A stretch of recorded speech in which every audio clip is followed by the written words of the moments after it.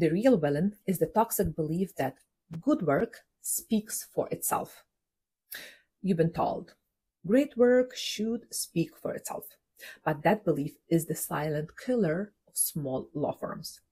I believed it too until I saw brilliant attorneys working 60-hour weeks only to watch less qualified competitors take the clients they deserved.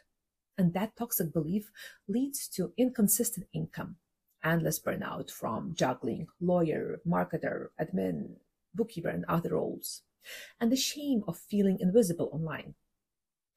We don't buy into this myth that marketing compromises dignity. We show lawyers that how ethical marketing actually proves their professionalism. And that's why our clients attract steady, high quality cases without our feeling salesy. If you are tired of staying invisible while others win online, it's time to stop fighting your identity and start leading with it.